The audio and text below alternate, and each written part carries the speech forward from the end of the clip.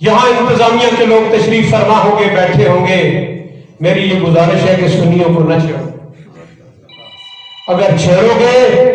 یہ آگ لگ جائے گی۔ حویلیہ شہر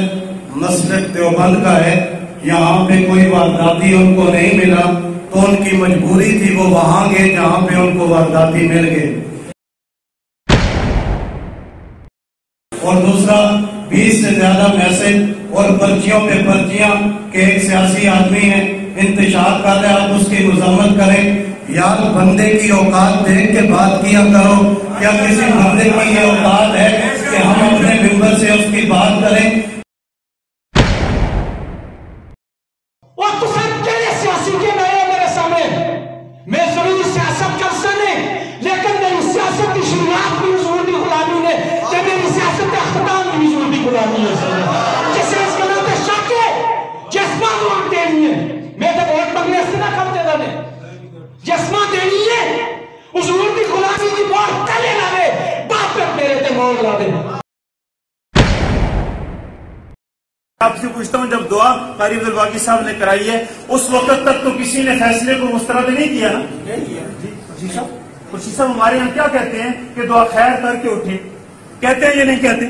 دعا خیر کر کے اٹھے ہیں، جرگے کے اندر جب دعا خیر کر دی جائے اس کے بعد اس بات کو توڑنا یہ دعا خیر کے خلاف ہوتا ہے یا نہیں ہوتا؟ یہ دعا خیر کے خلاف ہے۔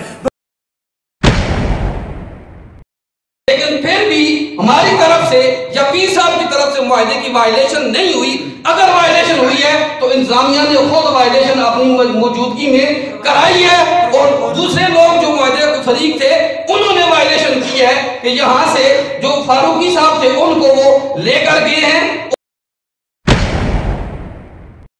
اور یہ بھی یاد رکھیں کہ بازار والا روٹ بھی ہمارا ہے اور پہلے والا روٹ بھی ہمارا ہے، درمیان والا روٹ بھی ہمارا ہے۔ اور ڈی پی او صاحب تھوڑی سی عقل نال کام کے نو ساڈے کول مشورہ کے نو تساں دساں گل طریقے دی کرو، اسی بھی تساں سمجھاواں طریقے دا طریقہ کار ہے، تسی نہ دیوبندیاں دی سنو، چلو نہ ساڈی سنو،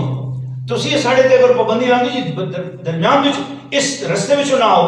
لنگری والا روٹ جا دیو، لیکن تساں ہر لحاظ نال اہل سنت و جماعت نال زیادتی کیتی ہے، میلاد کمیٹی نال زیادتی کیتی ہے، پھر ہن فیصلہ تساں نہ ہو سی، فیصلہ ساڈا اپنا آپ ہو سی انشاءاللہ۔ کہ کمزور ہم نہیں ہیں، انشاءاللہ ہم بھی کمزور نہیں ہیں، زبانیں بھی ہم رکھتے ہیں، ہاتھ بھی رکھتے ہیں اور دل میں جذبہ بھی رکھتے ہیں، بات ایسی کوئی نہیں ہے، لیکن پھر ہم اپنے اکابرین کے ماتحت ہو کر شہر کے امن و امان کی سوچتے ہیں کہ شہر کے اندر امن و امان قائم رہے۔ اگر شہر کے امن و امان کو سبوتاژ کرنے کی کوشش کی گئی تو ہم کھلے لفظوں میں یہ کہتے ہیں کہ پھر ہم بھی جو ہے وہ پہلے تو ہم کوشش کرتے ہیں اور یہ کرتے رہیں گے آخری وقت تک کہ معاہدہ برقرار رہے، لیکن کوئی اگر شرپسندی کرتا ہے تو ہم بھی پیچھے نہیں ہٹیں گے انشاءاللہ۔